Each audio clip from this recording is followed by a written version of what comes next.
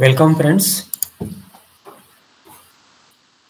I am Hemant Agarwal, host and coordinator of a webinar conducted by chshelpforum.com. This website is specifically relating to various issues that can be experienced in societies and will benefit all CHS members. Website has very simple language articles, various draft of applications, over 100 earlier webinar videos, and more shall be added as and when time permits.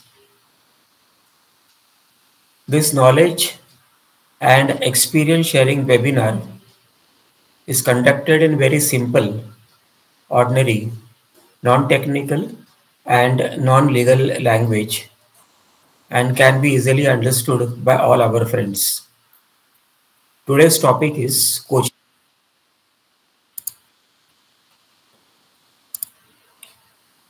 Coaching classes, yoga classes, dance classes वगैरह जैसे घरों में चलता है, उसके बारे में हम चर्चा करेंगे। टिफिन क्लासेस भी होता है, टिफिन कुकिंग भी होता है, सप्लाई भी होती है बाहर। अपने अपने फ्लैट में ऑफिसेस भी खोल रखा है, कई लोगों ने अपना प्राइवेट ऑफिसेस, घर से काम करते हैं। टिपिकली आजकल बोलते हैं जैसे वर्क फ्रॉम होम का कल्चर है। ये सब करने के लिए कानूनी अधिकार आपके पास क्या क्या है और क्या किसी का परमिशन लेने की आवश्यकता है, नहीं है, इसके बारे में हम चर्चा करते हैं।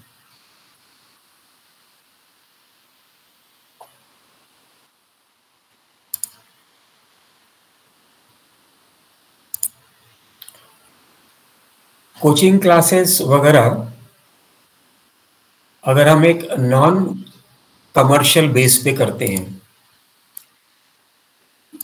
नॉन कमर्शियल लेवल पे, तो that is called as what is called as self sustenance. खुद के जीविका के लिए आप करते हैं, खुद सस्टेन करने के लिए। छोटे स्केल पे होता है।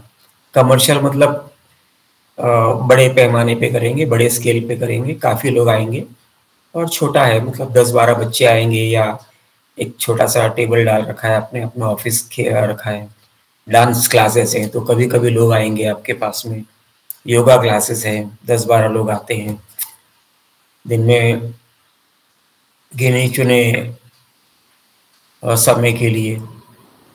तो ये सारा लीगली आप ऑपरेट कर सकते हैं अपने खुद के रेसिडेंस से, by flat owner, but not by tenant. तो कीवर्ड इज कि सेल्फ सस्टेनेंस, खुद की जीविका के लिए, खुद के रहते रहते फ्लैट ओनर ये सारी एक्टिविटीज कर सकता है, but without advertising and without frequent visitors. Frequent visitor का मतलब ये हो गया कि आपने अगर 50 बच्चों को एडमिट कर रखा है अपने क्लासेस में, तो 50 बार ऊपर आना जाना होगा, तो फ्रीक्वेंट विजिटर हो गए। और 2-4 बच्चे आते हैं, 10 बच्चे आते हैं, 10 लोग आते हैं, तो वो तो एज इट इज अपने घर पे सवेरे से शाम तक काफी लोग आना जाना करते हैं। I will explain afterwards.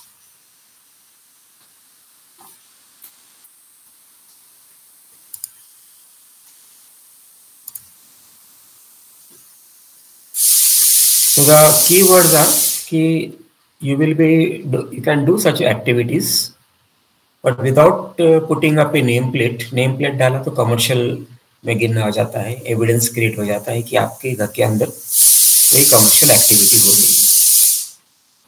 गिने चुने विजिटर्स होने चाहिए, और ये सारा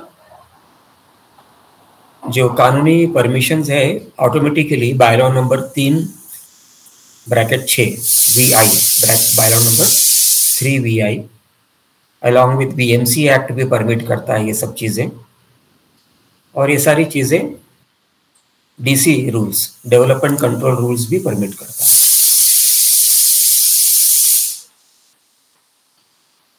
मैनेजिंग कमेटी या जनरल बॉडी का कोई भी मेंबर इस चीज के लिए ऑब्जेक्ट नहीं कर सकता है, क्योंकि बायलॉज में लिखा हुआ है कि आप कोचिंग कर सकते हो। फ्लैट का मतलब है coaching. I will display to you in few minutes.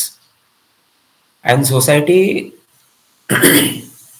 Managing committee, general body और रेगुलर मेंबर, आपके नेबर्स वगैरह जो हैं, वो ये सब चीज़ों के लिए आप आपको ऑब्जेक्ट नहीं कर सकते और आप अपना ये सारी कार्यवाही you can do it in your flat. Society NOC is not required.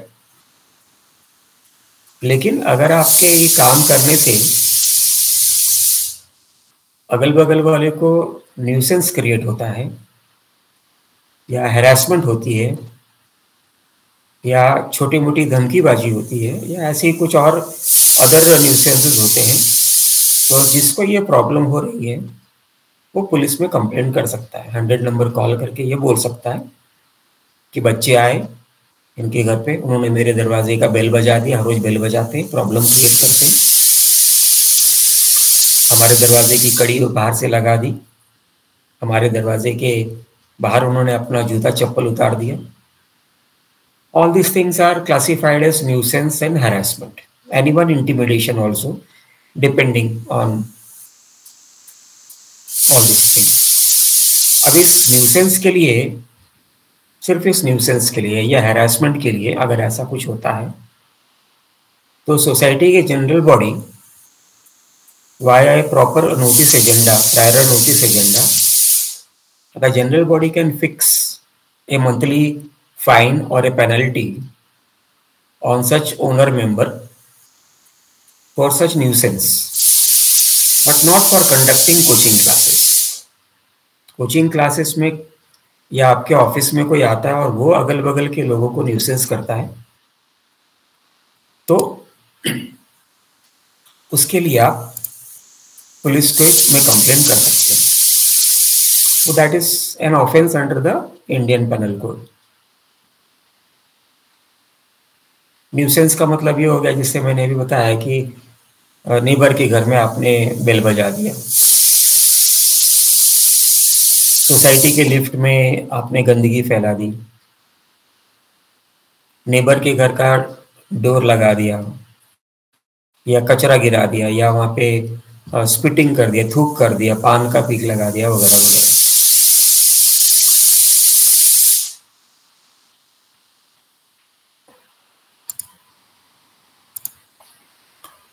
Society अगर ये कोचिंग क्लासेस है या ये ऑफिसेस है वगैरह, इसको अगर रोकती है तो it is classified as intimidation and restraining,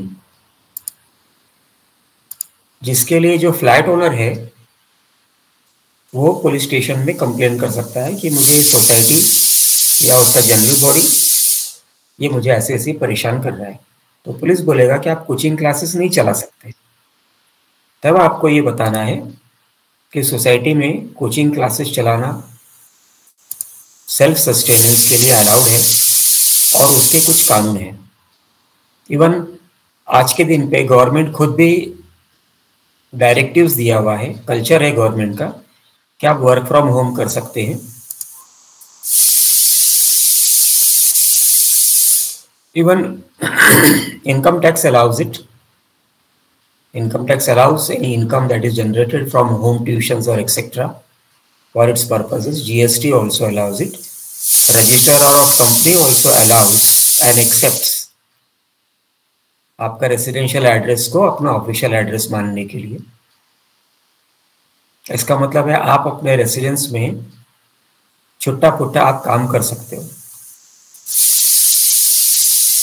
majority of the government office activities and court proceedings are also nowadays done online basis। 24 घंटे करते हैं कई लोग, 24 hours into 7 days into 365 days।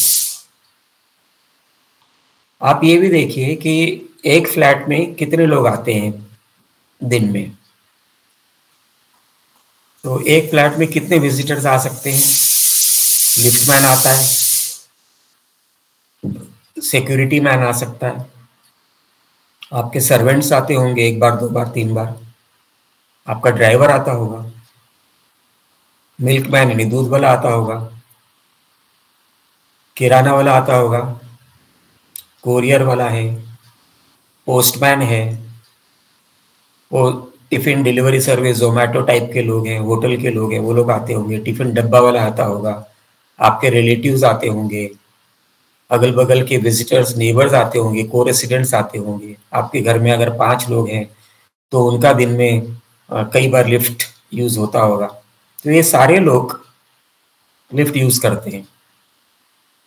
एक रफ कैलकुलेशन देखा जाए तो आउटसाइडर्स, आपको खुद को छोड़ के आपकी लिफ्ट को लगभग 20 दफा, कम से कम 20 दफा यूज होता है बाहर के लोगों का। वैरास अगर आपने घर में ट्यूशन लगा रखा है और आपके अगर 10 बच्चे आते हैं, 1 माला 2 माला 3 माले की बात है, तो लोग सीढ़ी से आ सकते हैं, आप उनको बोल सकते हैं कि लिफ्ट मत यूज करो।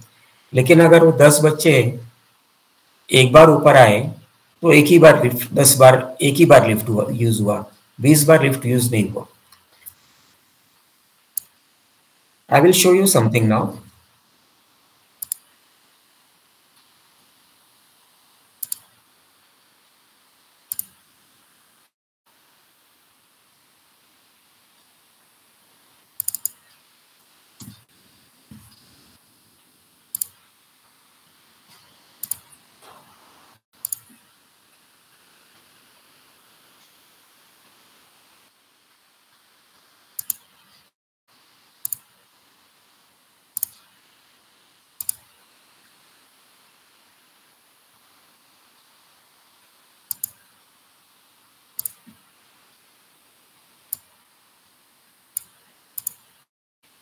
आपके स्क्रीन में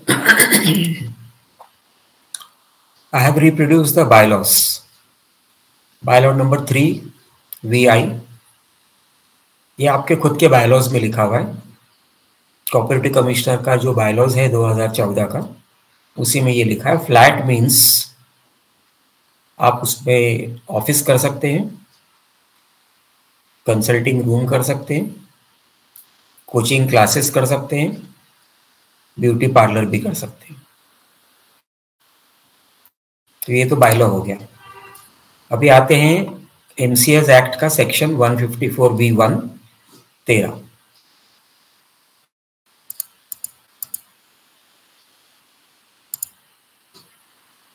अब ये एक्ट में लिखा है, सरकार का लेजिस्लेचर में पास किया हुआ एक्ट। फ्लैट मीन्स जो बायलॉज में लिखा था ऊपर, सेम टू सेम लगभग यहाँ पे लिखा हुआ है। Flat means office,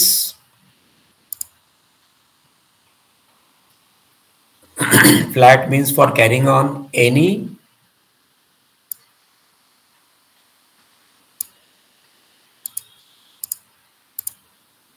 business, occupation, profession or trade, or for any other type of use ancillary to the purposes specified.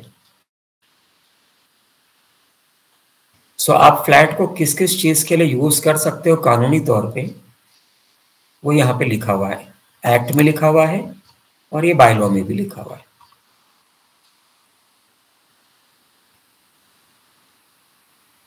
Intended to be used for any residential or commercial use.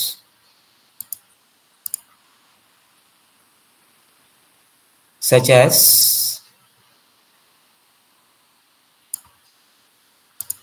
अभी यहाँ पे residence में तो आप खुद रह रहे हो, आपका ऑफिस हो सकता है, छोटा कंप्यूटर ऑफिस हो सकता है, आपके पास बड़ा 1 BHK 2 BHK का हॉल वगैरह है, आप उसके अंदर कामकाज कर सकते हो अपना। कोई ये नहीं बोल सकता है कि आपका फ्लैट रहने के लिए है, आप उसको यूज नहीं कर सकते हो, आप कर सकते हो क्योंकि वो एक्ट में लिखा हुआ है। कानून तो आप भी मानोगे, सोसाइटी भी मानेगी, ऐसा तो नहीं है कि आप उसके कहने पे बोलोगे कि नहीं मैं यूज नहीं कर सकता हूँ। और इम्पोर्टेंट थिंग है दिस थिंग, और any other type of use ancillary to the purpose is specified. अब स्पेसिफिकेशन में हम यहाँ पे देखते हैं Here are development control rule. Section 211 के में लिखा हुआ है कि रेजिडेंशियल बिल्डिंग का क्या मतलब है, और उसके अंदर एक मजेदार सेक्शन है, सेक्शन 51 डेवलपमेंट कंट्रोल रूल्स में सेक्शन 51 प्योरली रेसिडेंशियल रोज जोन के अंदर एंसिलरी यूज, जो अभी हमने ऊपर देखा, ये रहा एंसिलरी यूज, ये एमसीएस एक्ट में लिखा हुआ है ancillary use. Same to same DC rules में भी डीसी रूल से कॉपी किया। डीसी रूल्स पुराना है बहुत, हर कई सालों में बदली होता रहता है। तो सेक्शन 51 बोलता है कि एंसिलरी रूल्स परमिट कर for customary home occupations. What is customary home occupations? जो घर के अंदर आप कर सकते हैं, वो घर के अंदर आप क्या क्या कर सकते हो, ये आपके बायलॉज में लिखा हुआ है। Office, consulting room, coaching classes में सभी आ गया, पालना घर आ गया, बच्चों को प्री नर्सरी वगैरह करते, ब्यूटी पार्लर खोल सकते हो, क्योंकि ब्यूटी पार्लर में एक जन आएगा, 2 जन आएगा, करा के चला गया, बात खत्म हो गई। डांस क्लास, कोचिंग क्लासेस में सभी कुछ आ गया, आपका ट्यूशन क्लासेस आ गया, डांस क्लास आ गया, योगा क्लास आ गया, वगैरह वगैरह। तो ये डीसी रूल्स बोलता है कि आप कस्टमरी होम ऑक्यूपेशन आप कर सकते हो, और कस्टमरी होम ऑक्यूपेशन का definition is defined in bylaw number 3 IV VI 13 and MCS act ये सेक्शन में। There is a vast difference in commercial grade coaching classes.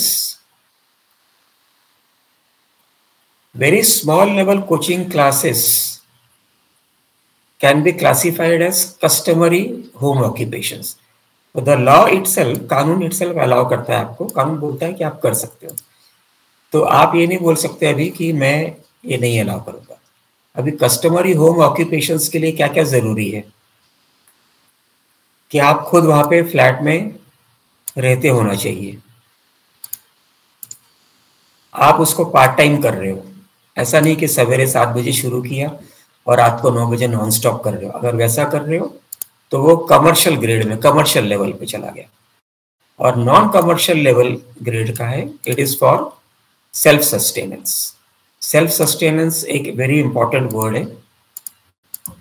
खुद के जीविका के लिए 10-12 जन आ रहे हैं, घर की औरतें कर रही हैं, या अनएम्प्लॉयड मैन कर रहे हैं, या आपके घर पे कोई बड़ा बुजुर्ग है वो कर रहा है अपने टाइम पास के लिए, अलाउड है।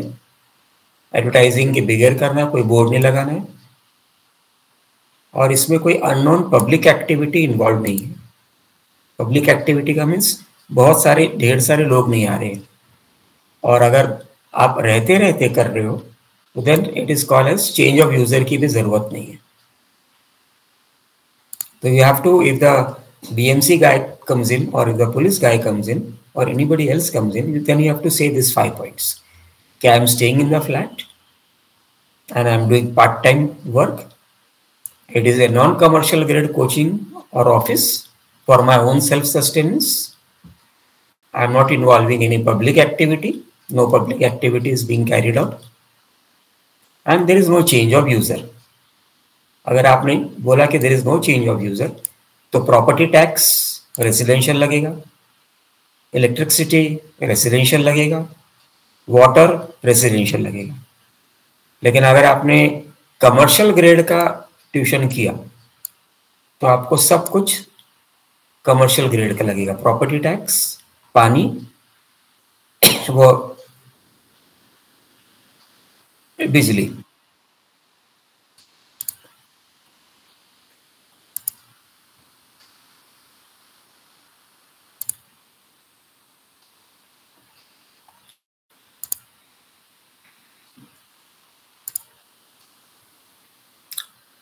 बीएमसी एक्ट 139A में भी दिया हुआ है कि बिल्डिंग मीन्स ए फ्लैट और a unit. Now we come to MRTP act, Maharashtra regional town planning act. Section 124B बोलता है कि प्रोमिनेंट यूज आपका रेसिडेंस होगा। उसको प्रूव कैसे करते हैं?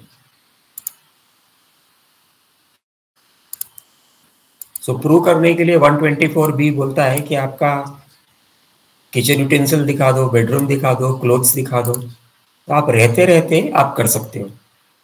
और फिर भी अगर आपको वो फ्लैट को कन्वर्ट करना है कमर्शियल यूज के लिए, तो 124E में ये प्रोविजन ऑलरेडी दिया हुआ है कि आप उसको कन्वर्ट कर सकते हो। 124A में एप्लीकेशन, MRTP 124A में अर्जी करके 2 फ्लैट को एमलगेमेट कर सकते हो।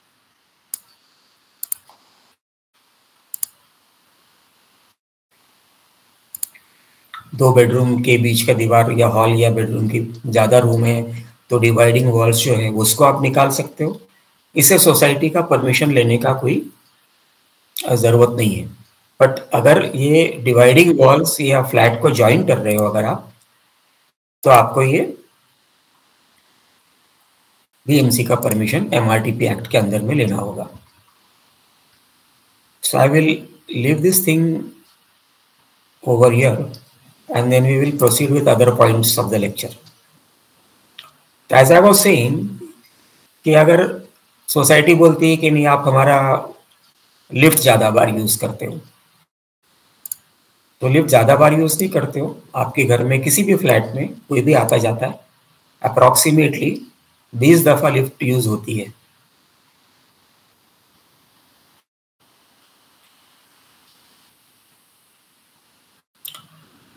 Conducting coaching classes etc. for self-sustenance on very small scale, that is non-commercial level scale, will not attract any commercial grade of property tax or commercial water charges or commercial electricity charges. काम चालू करने के पहले एक letter लिख दो BMC ward officer को कि I want to do tuition classes from my flat itself while residing over there on a very small scale for my self-sustenance। और आपको उसको एक्सक्यूज क्या देना है, जस्टिफिकेशन क्या देना है? आपको ये जस्टिफिकेशन देना है कि मैं फ्लैट में रहते रहते कस्टमरी होम ऑक्यूपेशन कर रहा था। बोलते कस्टमरी होम ऑक्यूपेशन किधर डिफाइंड है भाई? तो फिर आप उसको ये बोलना है कि कस्टमरी होम ऑक्यूपेशन डिफाइंड है MRTP DC रूल्स में सेक्शन 51 में।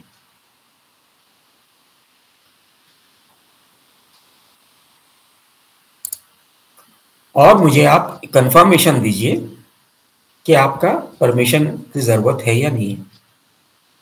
टिपिकली BMC लेटर मिलने के बाद में आपको एक लेटर दे देती है कि for conducting non commercial grade tuition classes और योगा क्लासेस और ऑफिस एक्सेट्रा की BMC की परमिशन की ज़रूरत नहीं है।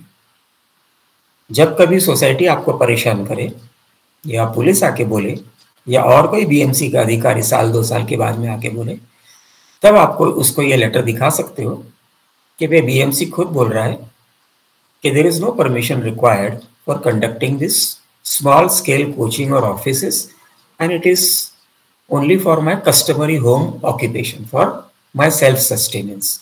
सेल्फ सस्टेनेंस का हिंदी अनुवाद है अपने खुद की जीविका को चलाने के लिए।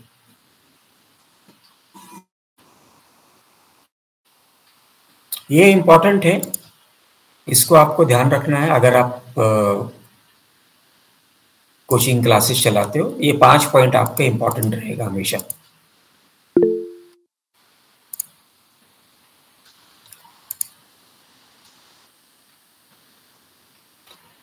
कई बार क्या होता है सोसाइटी में, ये बोला जाता है कि हम बायोलॉज ही अमेंड कर देते हैं कि नहीं ये सब अलाउड नहीं है वगैरह।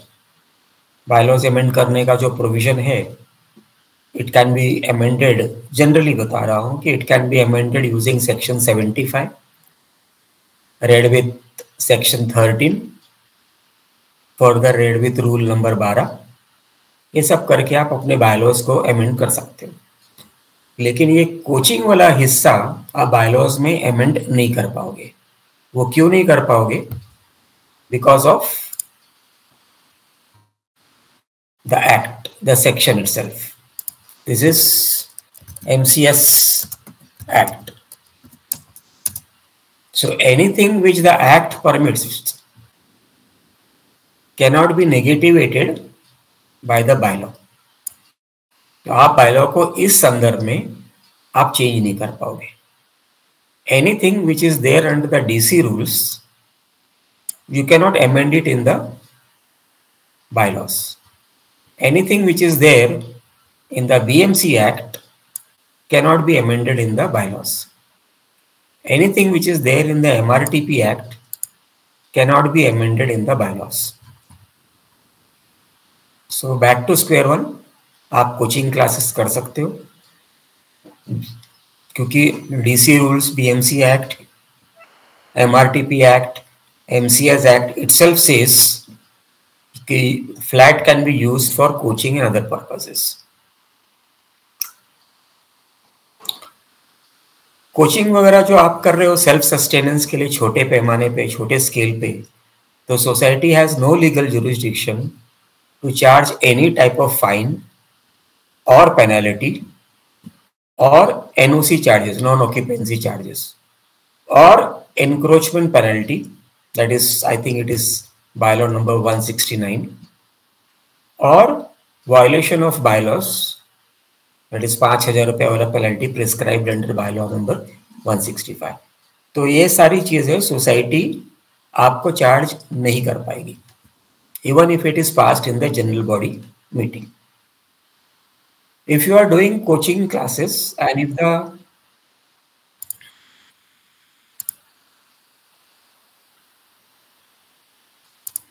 the society, managing committee or other members are harassing you, then as a flat owner, not tenant, only the owner can file police FIR or even private criminal complaint in the local magistrate court against the managing committee and that particular harassing member for offenses like criminal nuisance, criminal harassment, intimidation और ऐसे 5-6 और sections लग सकते हैं।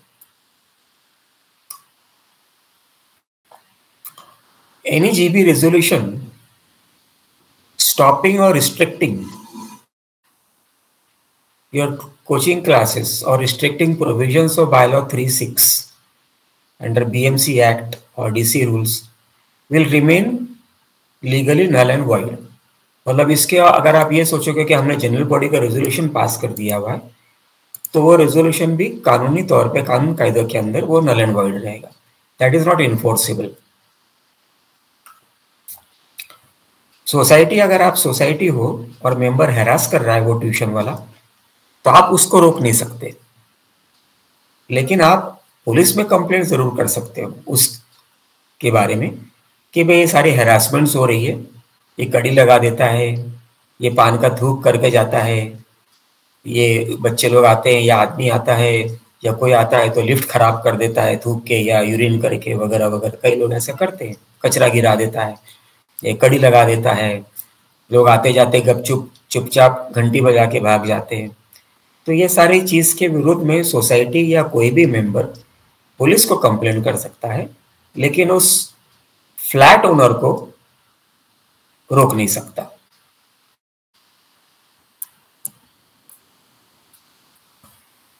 There are several Supreme Court judgments that says कि professionals can do their profession, because professional की जो activity है, जैसे कि डॉक्टर्स हो गए, इंजीनियर हो गया, एडवोकेट हो गया, चार्टर्ड अकाउंटेंट हो गए, और भी और 3-4 पोस्ट को डिफाइन किया है। They are classified as professional activities. उनके कामकाज को कमर्शियल एक्टिविटीज नहीं बोला जा सकता है, ये सुप्रीम कोर्ट का जजमेंट है। तो वो अपने फ्लैट में रहते रहते ये सारी चीजें आप कर सकते हो। Such professionals can use part or full flat while staying in the house. So friends, we will conclude today's lecture, and we will take a 2-minute sponsor break, and then we will come back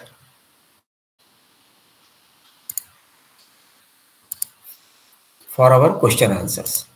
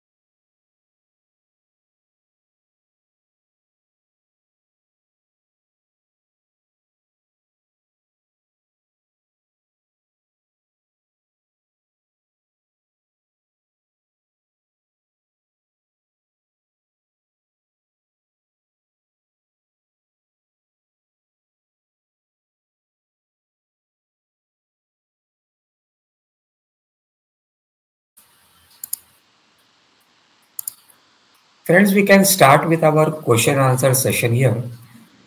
Question only relating to today's topic. आज का जो विषय है, हम सिर्फ उसी विषय के ऊपर क्वेश्चन आंसर करेंगे।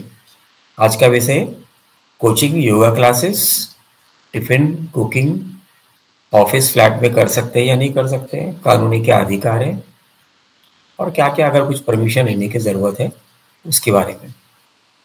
Friends who want to ask questions, please click on the hand symbol. आपके कंप्यूटर में देखिए एक ऐसा वाला एक सिंबल होगा, आप उसको क्लिक करिए। We will take up your question in sequence. We are taking up only one short question per person. While asking questions, please switch on your video. If you are not switching on your video, we are not taking your questions. This webinar does not provide any type of consultations or advice to your personal problems. Friends may ask questions only relating to today's topic. Knowledge and experience sharing is based on take it or leave it basis, without any type of liability or responsibility whatsoever and whichsoever.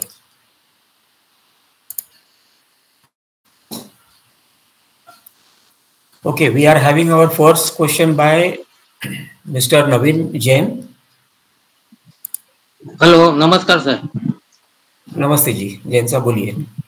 हाँ, एक member का construction का business है और उसकी commercial office बाहर है, लेकिन वो बंद करना चाहता है और बोल रहा है कि हमको जीएसटी घर से अलाउ करो, घर के एड्रेस से मैं बिजनेस करूंगा, और जीएसटी के लिए एनओसी वो चाहता है। तो society can allow? Sir, as I told you, the bylaw itself says ki, and the MCS Act says ki you can conduct office from your flat, whereas GST है, income tax है, और कई अधिकारी हैं, they allow a residential flat address as your office address. Or I don't think so कि there is any need for society NOC for the same, because you can always produce the index 2, that is the registration SRO registration index 2, and your society maintenance bill. index 2 वो document है जो agreement का गीता सार दिया हुआ है उसके अंदर, और सोसाइटी का maintenance bill, to just to show कि yes I am the owner of this particular property. So that is more than sufficient. That is more than sufficient even for passport purposes also, for RTO purposes also. As such, society का permission के जरूरत इन सब activities के लिए जरूरत नहीं है. जैसे मैंने बताया अभी कि DC रूल्स परमिट कर रहा है, BMC एक्ट परमिट कर रहा है. लेकिन he insist on issuing NOC to him. So can society issue NOC in favor of GST? No problems. No problem. It can be issued. आपका जो जनरल बॉडी ने कोई रेजोल्यूशन पास किया होगा कि हम फला फला NOC के लिए इतना इतना चार्ज करेंगे, आप वो पॉलिसी अपनाते हुए उसको NOC दे दीजिए. आपका सोसाइटी का कोई नुकसान नहीं है उसके अंदर. फ्लैट तो उसी का है ना. अगर फ्लैट मिस्टर नवीन जैन का है तो अपने फ्लैट में क्या करता है वो सोसाइटी से कोई लेना देना नहीं है. कोई BMC का कोई इश्यू टैक्स का नहीं होगा ना सोसाइटी का और BMC? No sir, the BMC act itself allows you कि आप अपने फ्लैट को खुद के काम के ऑफिस के लिए यूज करो, not commercial grade office, but you can use it. Okay, thank you mister Jain. Next question is by natural products.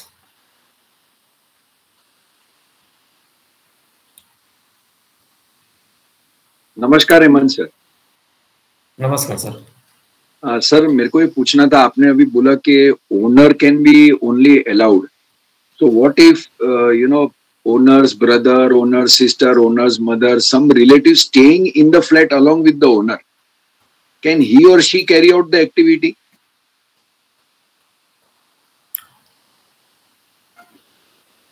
अगर आप बायलॉ नंबर 3/26 देखेंगे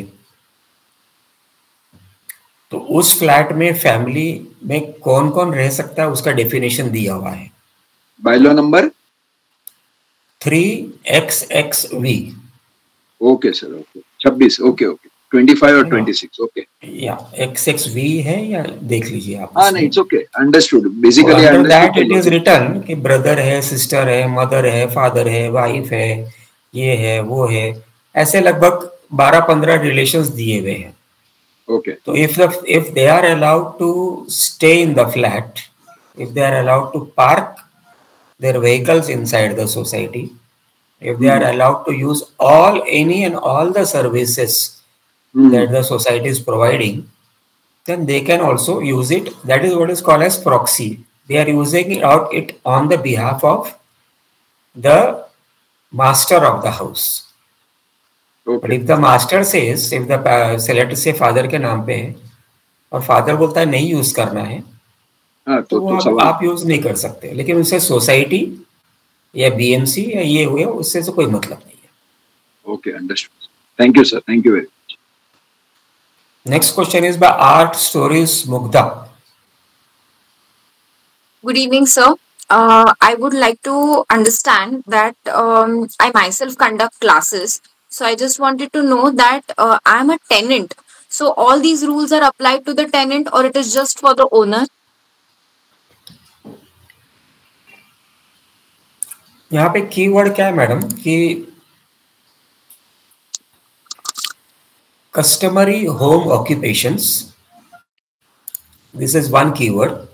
Okay. And the second keyword is self sustenance, खुद के जीविका के लिए आप चला रहे हो जी है ना। जैसे उदाहरण के तौर पे एक आदमी है, उसको अच्छा खासा था, एक्सीडेंट हो गया, पैर कट गया, ये हो गया, वो हो गया, बाहर नहीं जा सकता है, लेकिन सेल्फ सस्टेनेंस के लिए अपने फ्लैट पे वो काम करना चाहता है। तो कानून उसका अधिकार उसको देता है, क्योंकि एमआरटीपी है, डीसी है, बीएमसी रूल्स है, एमसीएस एक्ट है, ये सब में लिखा हुआ है। So sir it is 1 minute, self sustenance क्या वो टेनेंसी का हो सकता है क्या?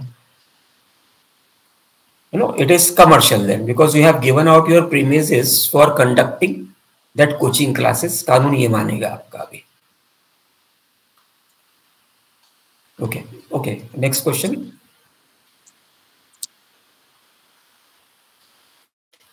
Any other question, ma'am? No, because I'm myself a tenant in the house and I am taking classes, so I was considering that only thing that you were all this while the rules seem to be only for the owners, so that's why I was concerned. Okay, sir. Next question is by Mr. Premji Charla.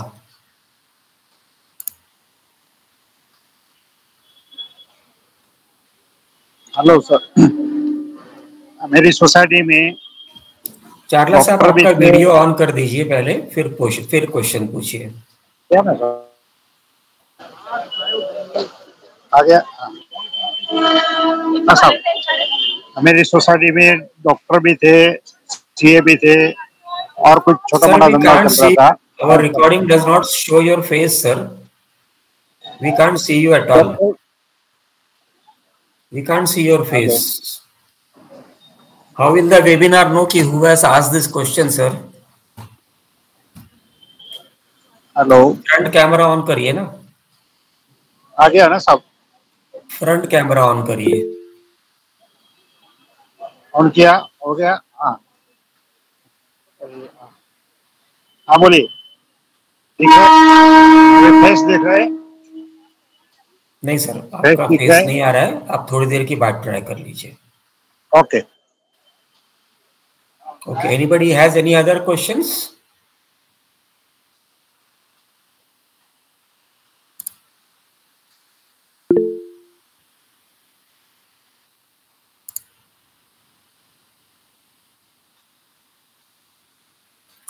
Yes, please switch on your camera and ask your question. We will take up one last question and we will conclude today's webinar.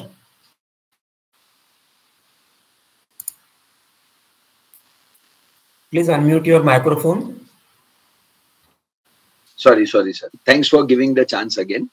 आपने वो professional का बताया, so if engineer or I think an engineer is a good idea, because an engineer, if he is doing a business as well as he is doing consulting service, then can he do this in the flat?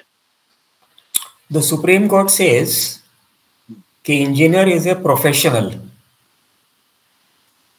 So under their council, engineer, doctor, etc. are barred from doing business. They can only practice their profession and nothing else. तो आप ये नहीं कह सकते हो कि engineer अपना धंधा कर रहा है, वो अपना प्रोफेशन कर रहा है। उसका डिफरेंशिएट किया हुआ है सुप्रीम कोर्ट ने।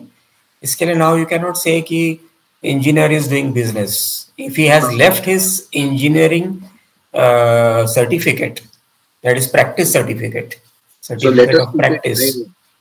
Understood. So suppose if an engineer is an advisor or a consultant and he is doing business also, he cannot do, sir. That is what I am trying to tell you. If he is doing business, then his certificate of practice has to be cancelled.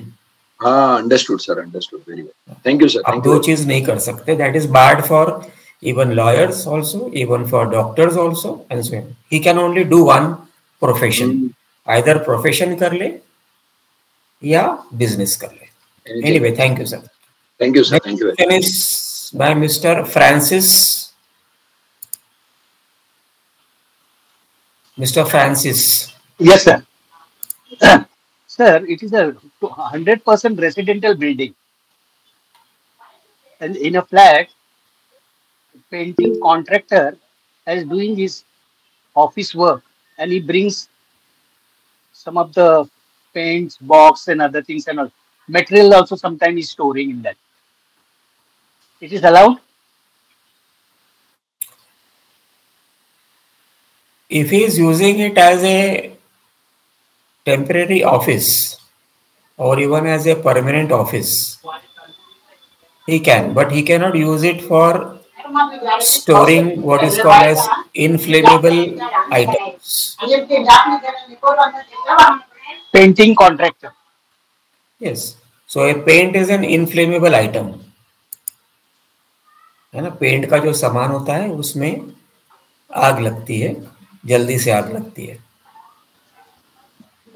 Anyway, thank you, Mr. Menezes, for joining in. Next question is by Mr.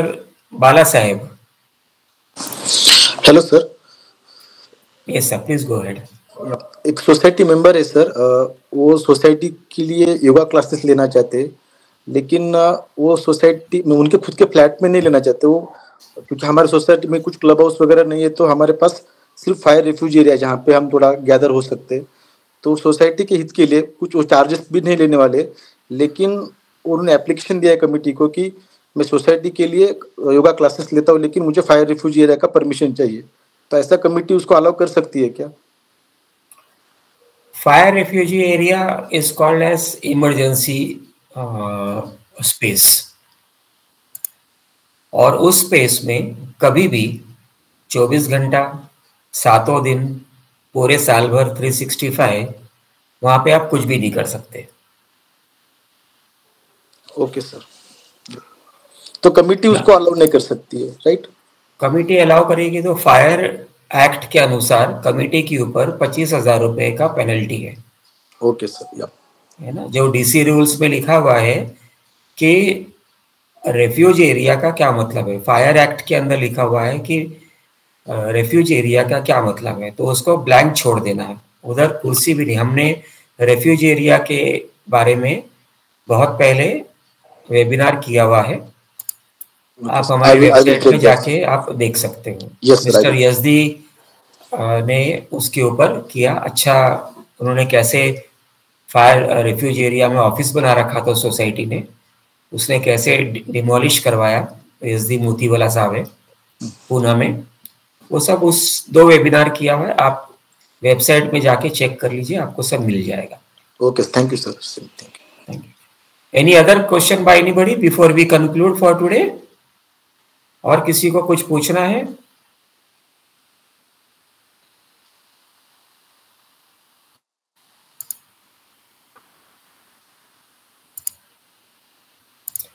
Okay, with the permission of all our friends, we will conclude today's webinar. Thank you all friends for attending and supporting this knowledge and experience sharing webinar.